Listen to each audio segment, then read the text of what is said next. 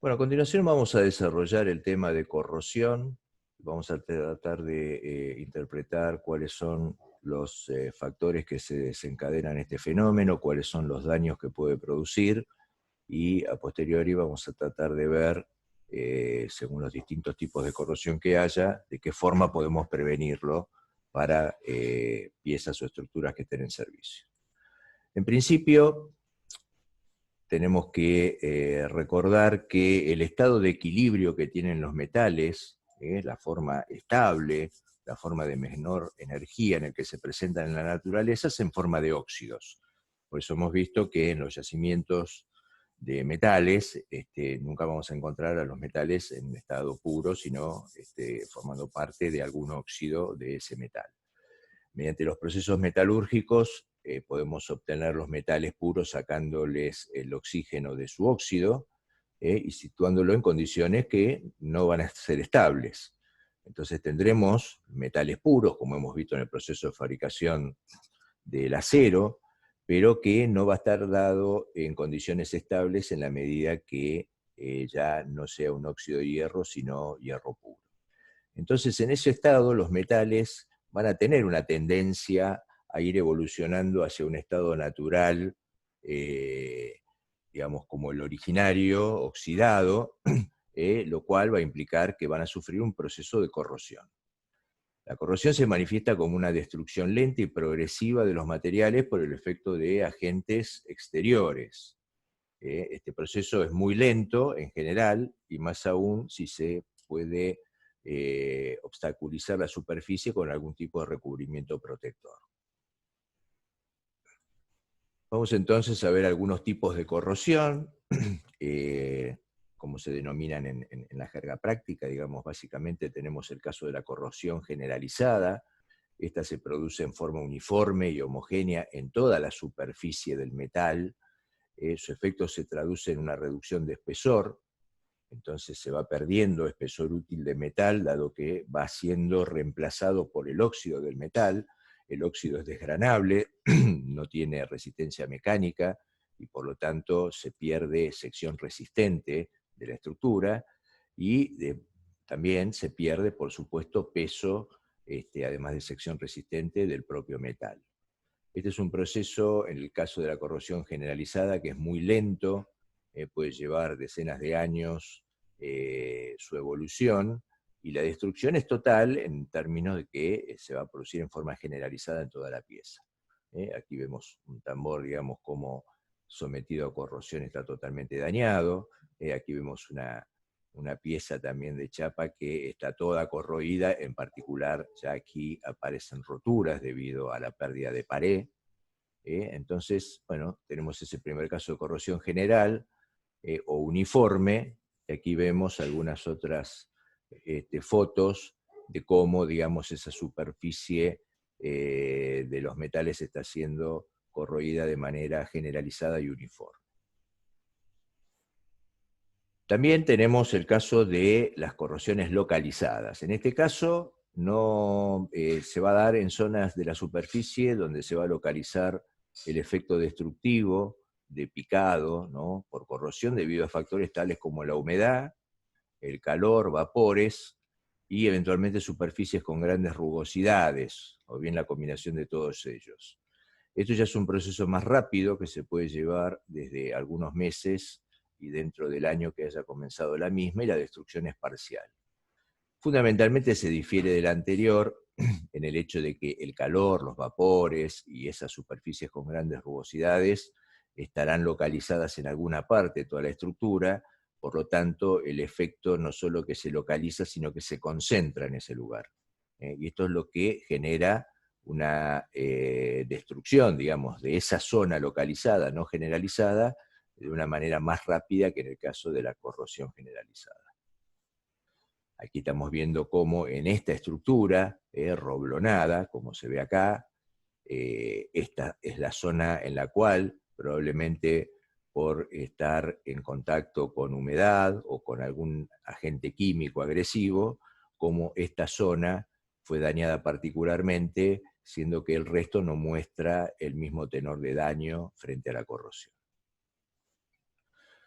Un tercer tipo de corrosión es la llamada corrosión intergranular, y esto ya lo tenemos que ver a partir de analizar la estructura de grano de los metales.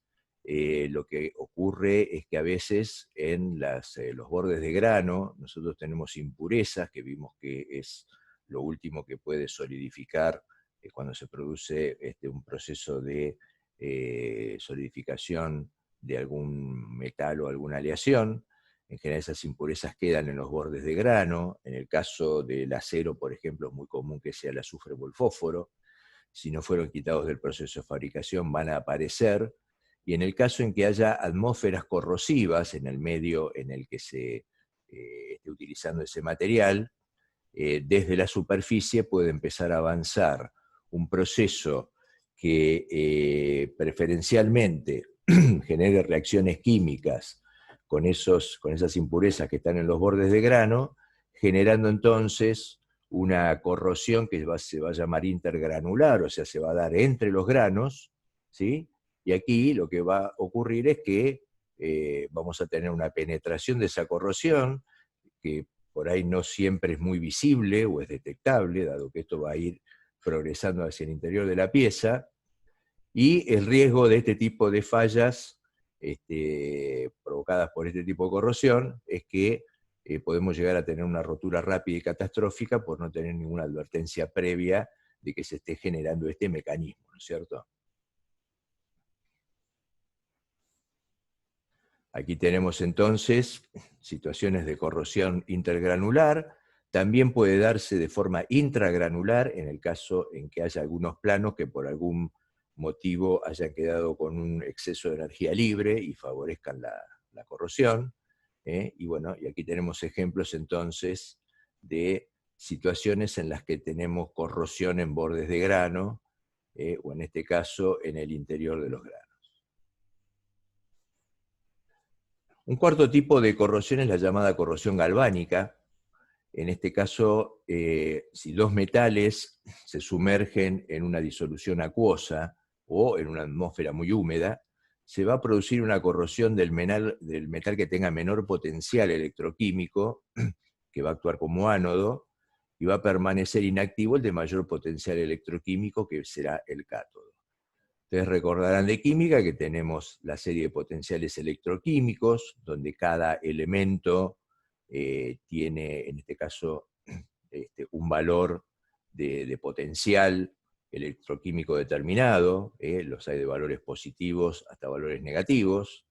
Y en este orden que tenemos aquí, tenemos a los materiales estos, digamos, distribuidos en función descendente, digamos, de su potencial electroquímico.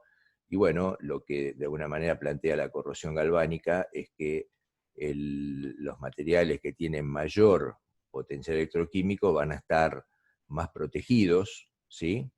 Que va a ser el caso de lo que vamos a llamar cátodo, o el lado catódico, y en el otro extremo tendremos a metales que tengan un menor potencial electroquímico, los cuales van a estar más susceptibles a un fenómeno de corrosión. Entonces, metales que estén en contacto en una disolución acuosa, alguno se comportará como cátodo, otro como ánodo, en función del potencial electroquímico de cada uno, y eso va a generar un proceso de corrosión, donde el que se va a corroer es el ánodo y el que se va a proteger es el cátodo.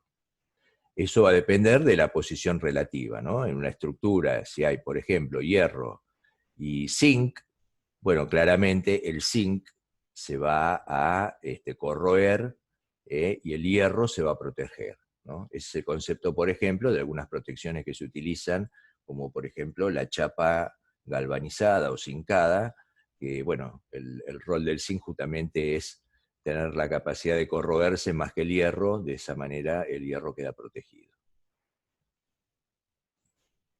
Cuando dos metales están unidos entonces en una solución, esta situación genera un desplazamiento de partículas cargadas eléctricamente, ¿no? Que son los iones de un metal o del otro, que van a ir desde el metal de menor potencial electroquímico al de mayor potencial. Esta transferencia, digamos, de iones va generando entonces una disolución del ánodo, que es aquel que cede, digamos, estos iones que van desde sí mismo, digamos, al metal de mayor potencial, ¿no? Esto va a generar entonces la corrosión o disolución del que actúa como ánodo, que es el que tiene menor potencial electroquímico. Entonces, aquí tenemos el ejemplo que planteábamos recién de una plancha de hierro recubierta con zinc, y este fenómeno de corrosión galvánica se produce no solamente cuando hay dos metales en contacto, a veces puede ser un único metal en una solución acuosa o una atmósfera muy húmeda, en la medida que haya alguna zona del metal, que aunque sea el mismo, pueda tener digamos, un potencial diferente al otro, más allá de lo que vimos en la tabla, a veces generado esto por una cuestión de mayor energía que pueda tener ese metal respecto de otra zona. Entonces, en general, la zona con mayor energía va a ser la más reactiva, va a ser la que se va a disolver y va a dar lugar a un proceso de corrosión.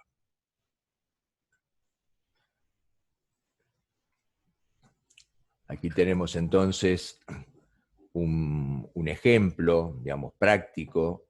Acá tenemos una pieza que va a funcionar como ánodo, que es acero, ¿sí? Aquí tenemos un medio electrolítico que va a permitir el flujo de iones, por eso necesitamos un electrolito capaz de conducir esos átomos cargados. Y aquí tenemos una pieza que va a funcionar como cátodo. En ese caso, por ejemplo, a partir de una corriente del electrolito en esta zona de trabajo, se va a ir produciendo, como podemos ver aquí, una disolución del ánodo que vemos que va generando iones de hierro que se van desprendiendo de aquí, con lo cual va generando un daño por corrosión galvánica. Acá tenemos distintas piezas que pueden estar sujetas a este tipo de problemas. En general hay que buscar una cupla de metales, ¿no? Por ejemplo, la cupla aluminio-cobre va a generar una corrosión en el aluminio, y eso lo podemos ver aquí.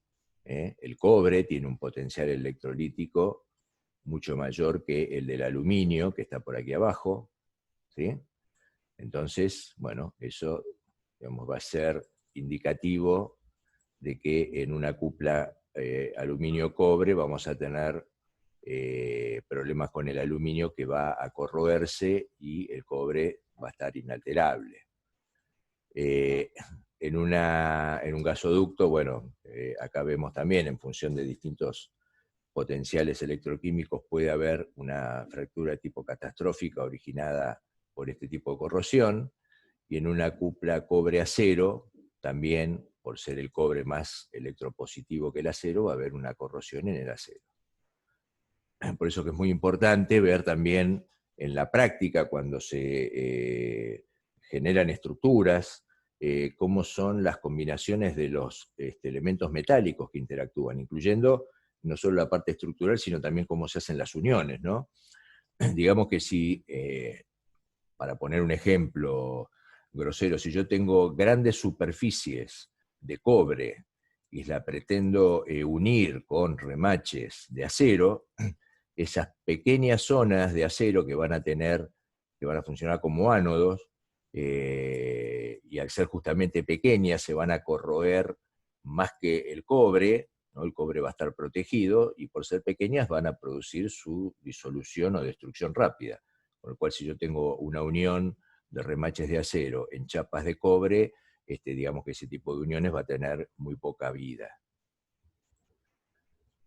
Aquí tenemos también corrosión de aluminio en cables de potencia de cupla cobre-aluminio. Fijémonos acá, digamos, cuál es el nivel de deterioro que se está dando en el aluminio. En el cobre no se ve ese deterioro.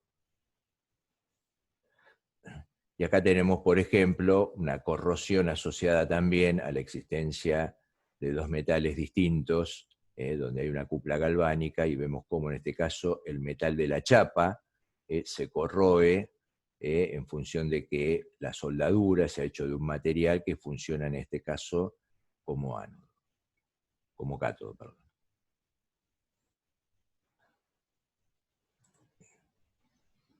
Bueno, aquí volvemos a ver entonces una cupla cobre-hierro, ¿no? Dijimos que el más electronegativo es el hierro, por eso aparecen estos daños por corrosión en el hierro, mientras que en el cobre no.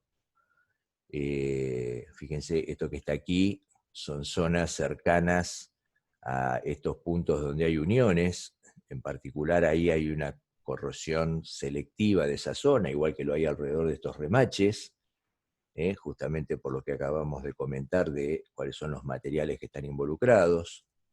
¿Sí? Fíjense acá esta unión que tengo acá entre estos dos materiales es de seguramente un material más electronegativo que los tubos, eso produjo una corrosión localizada allí.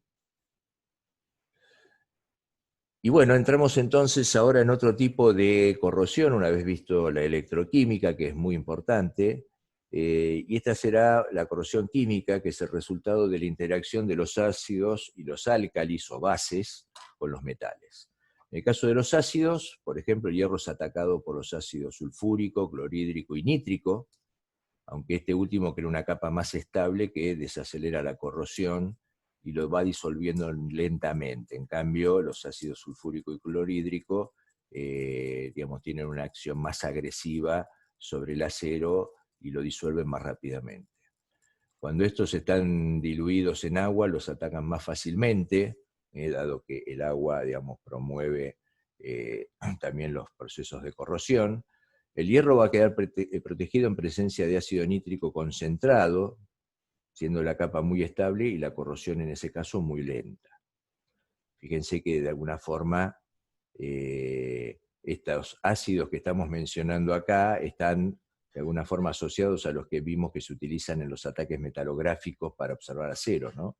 Justamente porque tienen una determinada reactividad. En ese caso buscábamos la reactividad con los bordes de grano fundamentalmente. En el caso de los álcalis o bases, en este caso son ligeramente corrosivos y están diluidos, pudiendo inclusive proteger a los metales. Entonces, en general no tienen un efecto tan negativo como los ácidos. En soluciones concentradas sí los atacan más rápidamente. Los metales susceptibles de ser atacados por una solución de, por ejemplo, hidróxido de sodio, son el zinc, el aluminio, plomo, estaño y cobre, mientras que los más resistentes a estos son el níquel, la plata y el magnesio. Otro tipo de corrosión es una corrosión en la que hay un efecto mecánico, que es la llamada corrosión por cavitación. En general, esa corrosión se da como un efecto hidrodinámico que se produce cuando, por ejemplo, vamos a suponer en la hélice de un barco o cualquier tipo de turbina, se genera por la aspiración que produce la misma turbina un vacío. Ese vacío genera de alguna manera un golpe mecánico, ¿no? Porque el fluido va a pasar a gran velocidad por una arista afilada, ¿no? En el momento que esté rotando, y eso va a producir una descompresión, un vacío de ese fluido que va a terminar dañando la superficie. Aquí vemos cómo en esta hélice que está acá, todo este borde está todo dañado. Acá no hay una acción ni química ni electroquímica, sino que es básicamente una acción mecánica y más particularmente hidrodinámica. Entonces, estos problemas de cavitación son comunes en hélices y fundamentalmente, desde el punto de vista industrial, son muy comunes en bombas. ¿Sí? En bombas que alguna de ellas, para evitar este problema, tienen que funcionar, se las denomina cebadas, que significa que tienen que tener siempre una presión positiva en la zona de aspiración o succión, digamos, justamente para evitar que se generen estos vacíos que dañan al material. Entonces, tenemos corrosión por erosión, cavitación y también fricción. Entonces, esto es a nivel superficial, claramente, desgasta bastante pronto el material. Entonces, aquí tenemos fenómenos asociados a la erosión. Fíjense cómo, de alguna manera, el flujo localizado puede generar, digamos, desgaste en la superficie. Aquí tenemos otro caso de cómo este pequeño daño, en la medida que pase en velocidad un fluido, va generando el fenómeno de cavitación y va generando un daño mecánico sobre la superficie del material. Aquí vemos cómo se va agravando entre los puntos A y D hasta formar realmente daños muy visibles a simple vista, ¿no es cierto?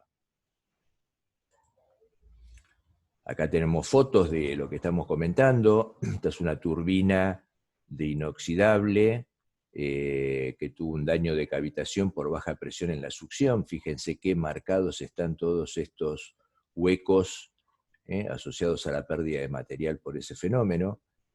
Aquí una turbina que más allá del problema de cavitación, además trabajó en ácido nítrico, con lo cual se suma a la cavitación el problema del ataque químico, y aquí también tenemos otra turbina con un efecto de una cavitación muy importante.